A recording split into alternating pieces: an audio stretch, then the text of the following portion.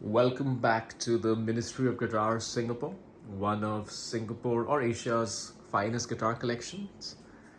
We have a treat for you today. It isn't that guitar, it isn't that little puppy, it isn't that little dude in the background. Instead, we have a guitar that's very special to me because it's a birth year guitar.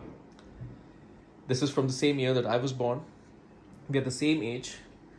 I'd like to think I'm doing a little bit better than this case though. This case has definitely seen better days, but then for a 37-year-old guitar and case, I think it's all right. All right, do you know what this is? Well, you've read the title. This is a original 1986 Custom 24. This is literally from the first year, or rather the first 2 years, because the factory started in 1985. So within the first 12 to 18 months of the original Custom 24.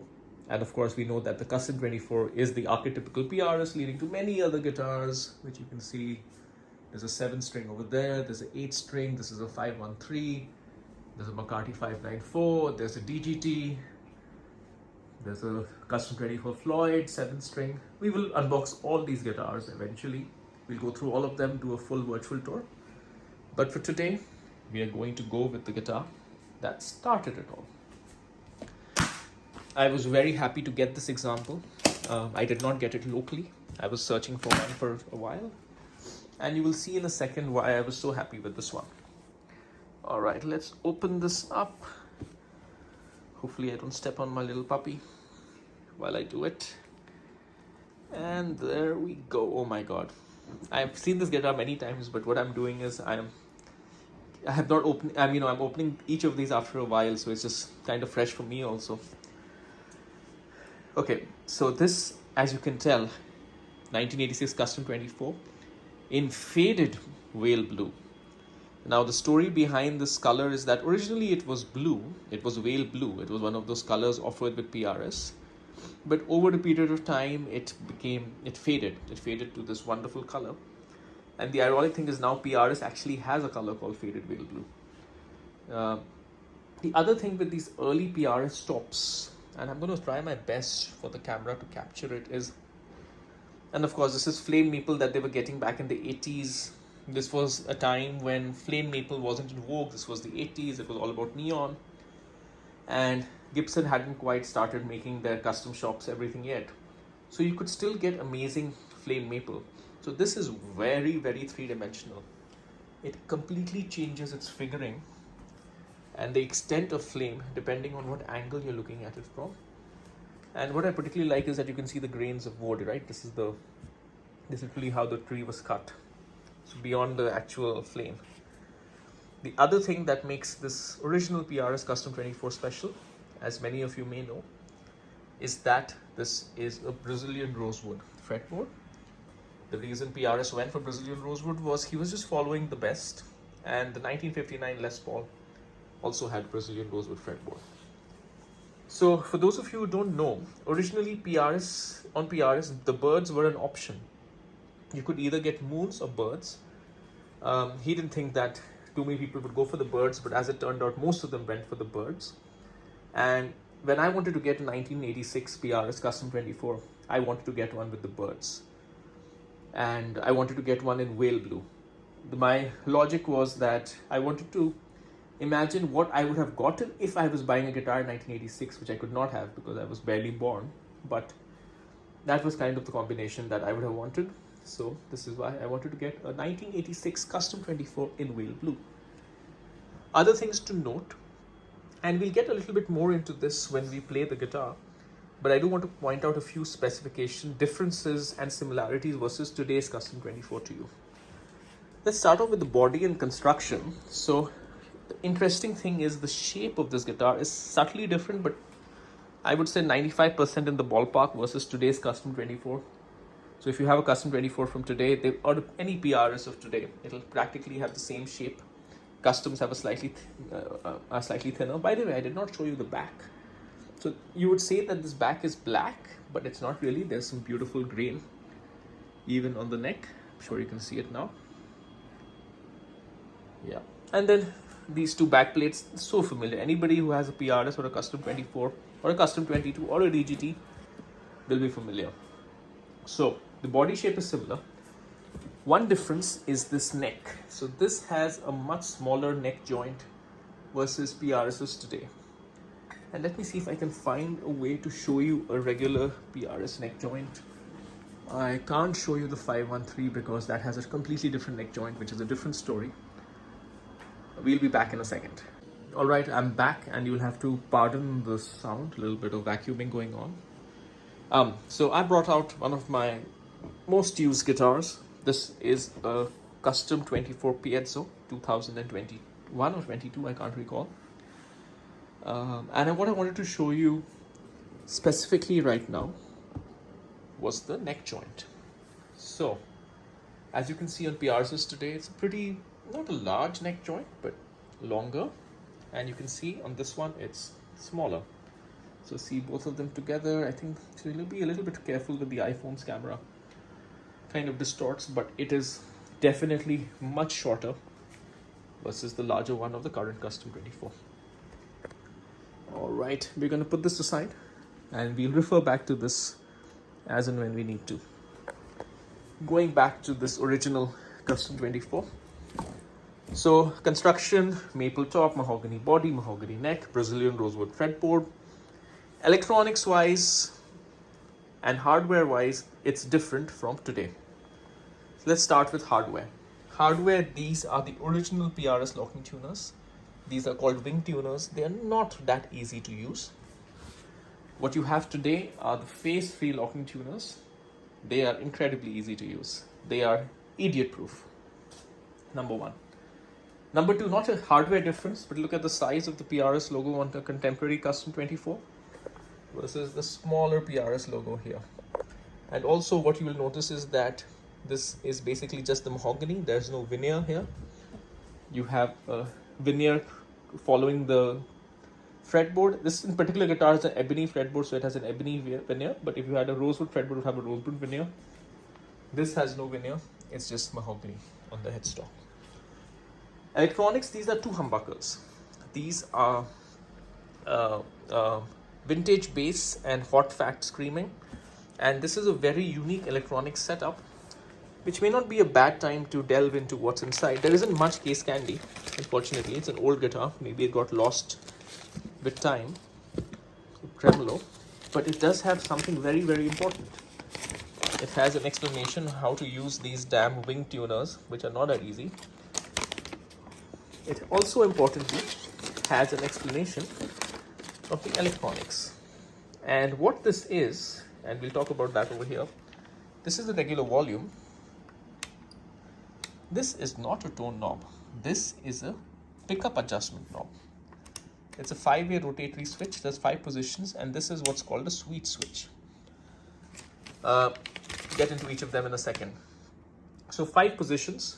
So you have the standard bass and treble position, but what you have in the middle, the 3 positions in the middle are very interesting. I'll show you the sounds.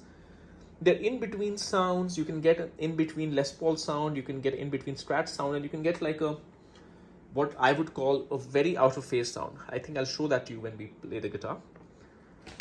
The sweet switch, which activates when you put it up, not when you put it down, which can confuse a lot of people, including myself for a few months.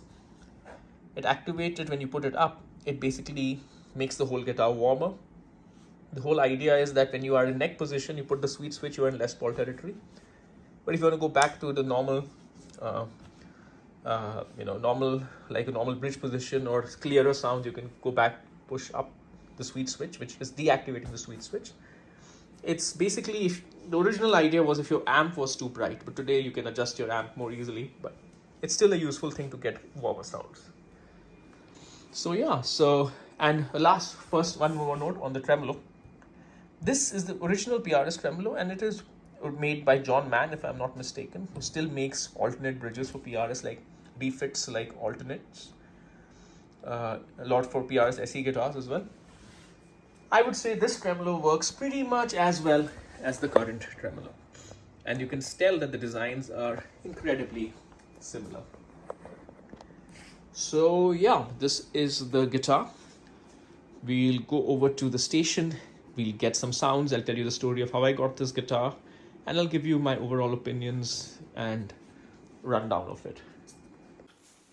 All right, folks, we're at the workstation, and let me tell you about how I got this guitar. Actually, unlike most of my guitars, there isn't that much of a story for this one. It's a long story in terms of how I found the one I looked for, because I've looked at many PRS Custom 24s, older ones. I found 1987s in the right color. I found a 1986 with moons instead of birds.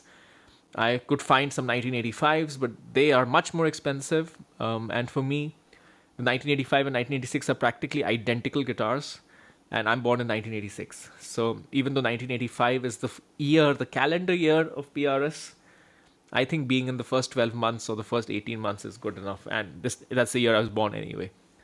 In any case, I finally found this guitar in France. I usually do not buy guitars online. It's not something I like to do. I like to check out guitars. And I'm lucky enough that I can travel a fair bit. And usually I get guitars either that I'm seeing face to face, or have seen them before, even if I order them from a dealer later, like as is the case for a lot of guitars that I've gotten from Japan. This guitar I got from a shop called Bass and Guitar in France. They were very nice. I got this about 3 years ago. This was just before the spike in COVID prices, so I was lucky enough to get this at a price which is not something you would get it at today. So I think my timing was right. Everything worked out. And overall, it's just been a very good guitar and very surprising guitar. Surprising because it is remarkable how similar and how familiar this feels to somebody like me who is familiar with PRS guitars, even though this is the first year of the company. And they're just getting started. It is incredible how little the Custom 24 DNA, the guitar that you see behind me, the modern Custom 24, it's incredible how little in core, not in core like PRS core, but in core terms has the guitar changed. It is so fundamentally similar. Of course, it has different humbuckers and a different electronics layout. But you could argue that that's something that could be swapped out even without the guitar manufacturer doing anything, right? It's a normal aftermarket thing, not that you would touch this. The core of the guitar, the neck shape, the weight of the guitar, how the guitar feels, everything is almost perfect. And it is it is basically, it had already set the template for the next 35, 36, 37 years to follow. So that for me is the most incredible thing about the guitar. Talking about the neck shape, which I didn't cover earlier, there is a PRS neck shape called a pattern regular today. It used to be available on the Custom 24. Now you only get pattern thin. But you can find a lot of guitars sitting around with the pattern regular neck. For me, the pattern regular neck is the best PRS neck. It's a Goldilocks neck. It's not too thick, it's not too thin. If you are a shredder, you will like it, even though it may be slightly thick for a shredder. If you are traditionalist, let me not just say boomer, because I don't think it's the right way to say it. If you're a traditionalist, even I'm a traditionalist, regardless of age, you will find it a little bit thin, but not thin enough to bother you. Just something that, if anything, makes you feel faster, makes you play faster. So it's the Goldilocks neck. That pattern regular neck is based off this neck. This is called a regular neck. Or rather, this wasn't called anything back then. This is just the neck that they had. And it is. I think they hit it out of the park immediately. No neck since has matched this really, and even the necks that I like today for PRSs are basically this neck. So another thing they got correct, so incredible. I'll be remiss if I don't spend 2 minutes on the history of the PRS Custom 24. There are other resources, including one of mine, where I go through the evolution of the PRS Custom 24. But what was the concept of this guitar? It was to make something that took the best of the Les Paul and the Strat. Hence, it was in between in terms of scale length, 25 inch. It had some Les Paul elements like a mahogany body, set neck, plain maple top. And it had some Strat elements such as the tremolo, such as the in-between positions, the 5-way that you don't normally get on a Strat. I would say it's a little bit more like a Les Paul than a Strat, but it's not really like a Les Paul. It's a very different guitar. It's a very modern guitar. And for me, this is the archetype for the modern guitar, right? this is where the modern guitar started, because a Fender or a Strat is very definitely a 50s design. This guitar, even though it's designed in 1983 or 84, 85, whenever this was, it's today you could pick this up and it feels like a completely modern guitar. The only thing that you may think different of are the sounds. It sounds very different from today's Custom 24, which is to go down to the pickups and the pickup positions. So I'm going to show you a few of the sounds. Are the sounds good? Are the sounds bad? I don't think they're good or bad. I don't think you can call them good or bad. They are different from what you get today. I shouldn't say good or bad. Is it better or worse versus today? I would say it is different versus today. The guitar by itself, in terms of resonance, in terms of just feel of being an amazing guitar, is better than anything you can get today. It's just one of those guitars. It's been 37 years. And these original PRSs were built with such amazing materials, right? Because this was not pre-climate change, but pre the real deforestation that was happening. So you still had amazing Brazilian rosewood, some amazing tops, great weight, by the way, extremely light but well balanced. Today, to get something like this, I would say it would be like a private stock, because typically this sort of lightweight mahogany you don't get even on core PRSs anymore. Let's go through some of the sounds and let's see. You can make a little bit of a judgment for yourself, but I'll give you my opinions. I'm going to do a little bit of a Marshall tone. Shall we start off with the position 6 bass pickup? I'm going to read off how PRS describes it. Bass pickup, PRS vintage bass pickup, warm with tons of character. Alright, let's see. This is with the sweet switch deactivated, which is positioned down. I'll switch it on for you to see it with the sweet switch on.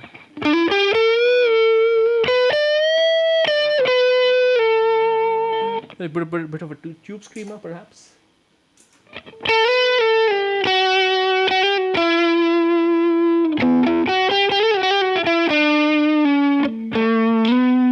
It's not the warmest thing out there. It's definitely not as warm as a Les Paul.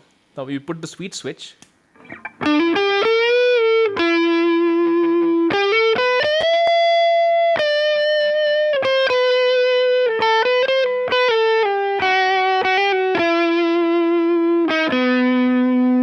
Definitely gets more into Les Paul territory. By the way, note that this guitar does not have a tone knob. So if you want a sweeter sound, the sweet switch is the only way to do it.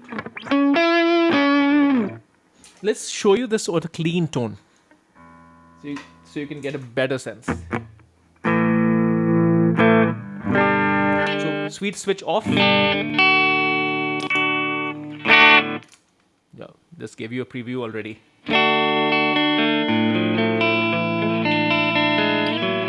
So this is just the neck pickup. It's quite bright, isn't it?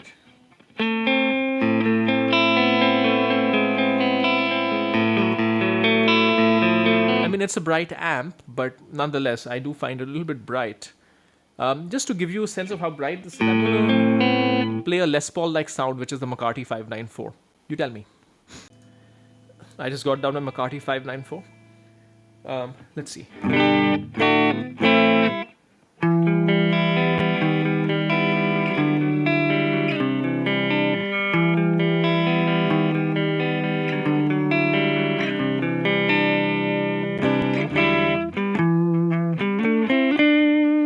This definitely has less high end than the Custom 24.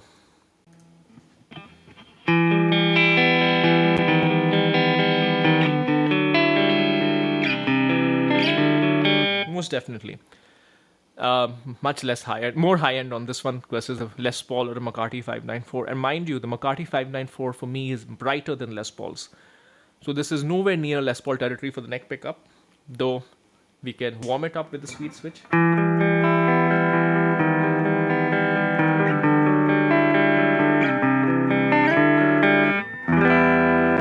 So there you go. So this one is better, right? The sweet switch gets it closer to Les Paul territory, but without it, it's not there. So this is kind of PRS's way, their ethos of getting the sounds. Let's go to next position. Position 7. Parallel single coils, crisp version of the in-between treble and middle pickups. So what does this tell you? This tells you that this is trying to be position 2 on a Stratocaster, right? Because there is no middle pickup on this one. So that is literally PRS saying, hey, this is going to be position 2 on a Strat. Let's check it out. Look at how bright that is.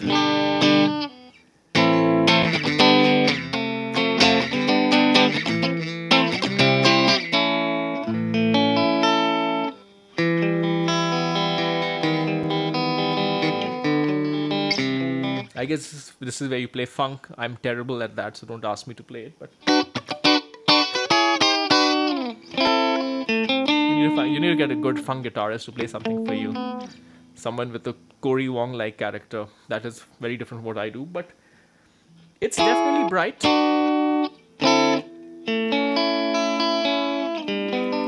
Should we compare it to position 2 on that Strat at the back? Why don't we do that?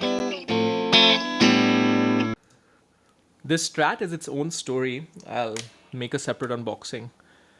Just look at it, by the way. This is incredible purple. This is beautiful. Position 2.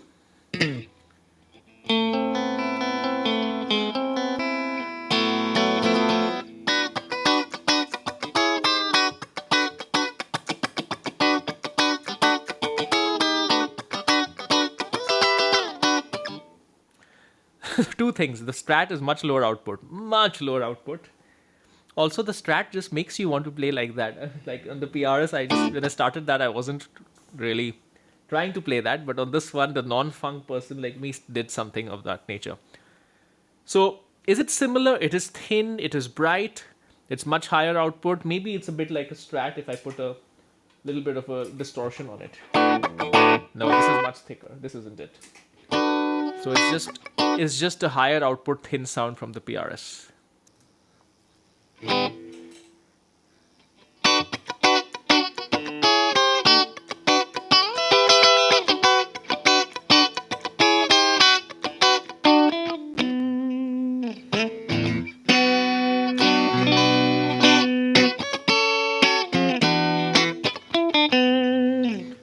All right, next position. Position 8. Series single coils, warm version of the in-between. Okay, this is position 4. Let me just remind myself again. Position 6, position 7, position 8, position 4 on a Strat. This one needs a little bit of a Marshall tone, I think. This one needs a little bit of a Marshall tone.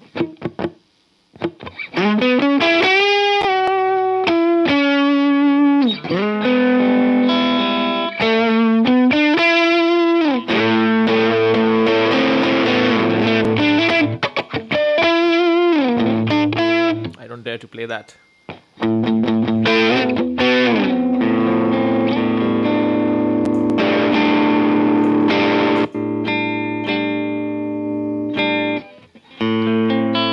Just comparing it to the previous position. So much brighter. Louder. This is louder. This is warmer. But this is still bright. I think this will take effects pretty well.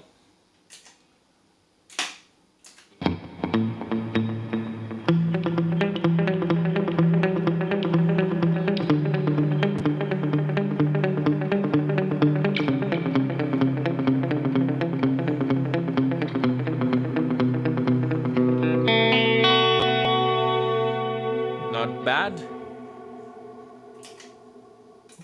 What is it like versus the real position 4? Let's check it out. So just gonna play again something basic on this one.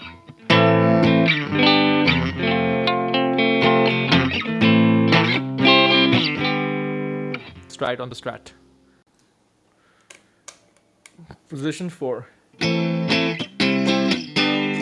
Just much lower volume, much lower output, and much thinner.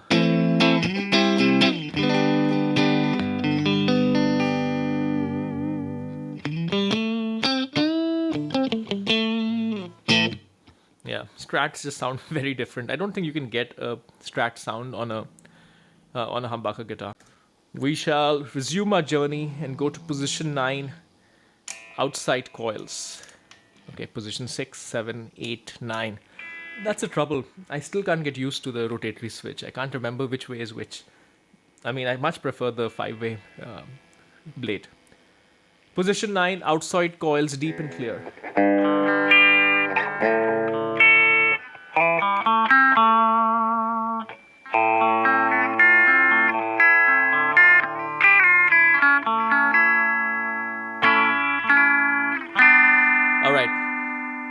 I'm discovering things together with you right now. This is not deep and clear. I suspect the previous owner has done out of phase mod. This is very greeny, right? What is this? Yeah, this is totally out of phase.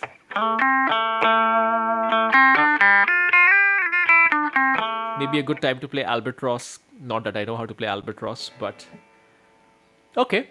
So this is, sorry for the slight change in programming. This is not the actual PRS position 9. This is just the previous owner has done it's 37 years old. Who knows? Previous the owner before that, I have no idea about the guitar's history. They have created a greeny sound to fit this greenish guitar, given its faded blue with a bit of yellow. It's quite green actually. Is this greeny now? No, I don't know. But okay.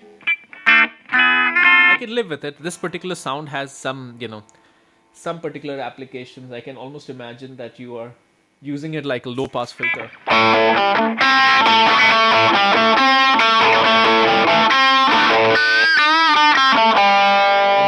Full out.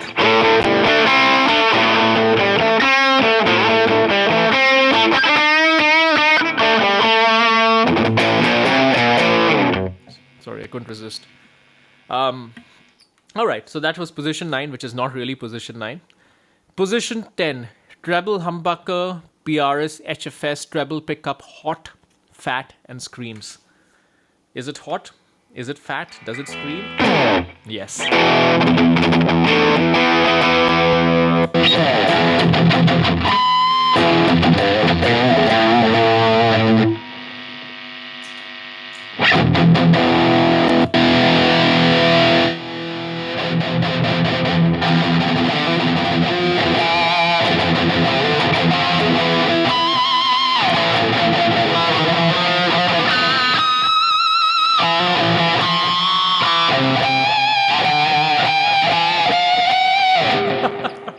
Of course I had to do that, because if they're describing it as it screaming, it has to scream, doesn't it?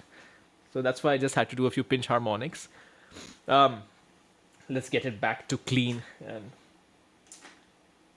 let's get a little normal all over again. It's a spiky pickup. You can tame it with the sweet switch. Actually, sweet switch takes a lot of high end off.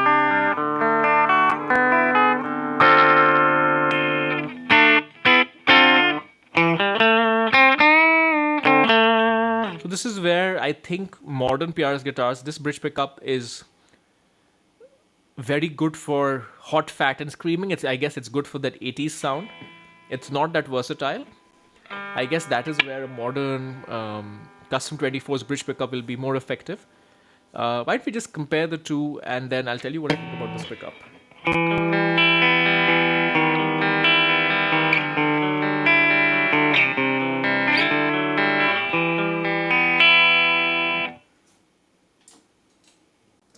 You'll have to bear with me. This guitar is in E flat because my band plays in E flat. So you get a sense.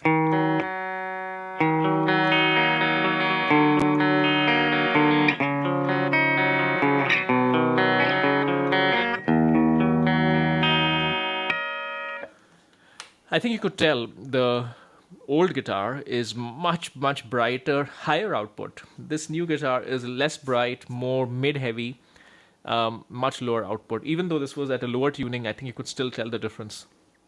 Yeah, so that's one place where I do think that PRS has made some progress. Not so much the body of the guitar, but the pickups are more versatile now. Let's just say that. And I would say the control layout of 5-way switch, and of course you have other things like the 408, which is the 3 with the 2 mini switches. That is much more versatile, or rather much more accessible than the original rotatory switch. So those are the two areas where I will say that PRS has made progress. In terms of the actual guitar, the rest of it, yeah, the tuners are slightly better because this is much better technology. The bridge is practically very similar. So other than the tuners and the pickups and the layout, The guitar was pretty much perfect back in 1985-86. The last thing to show you, which I already told you about, was the sweet switch. So without sweet switch, with sweet switch, so it makes a big difference, particularly on the bridge pickup. On the neck pickup, not so much. Or rather, it does actually. Maybe with distortion, not so much. Let's check it out. Without, with. So it's really with clean sound. You can tell a huge difference. With distortion, not so much. All right, so what are my final thoughts about this guitar? Am I keeping it? What's the plan? Would I recommend you get one? Am I keeping it? Yes. Of course. It's 1986. This is my birth year guitar. I found it with great difficulty.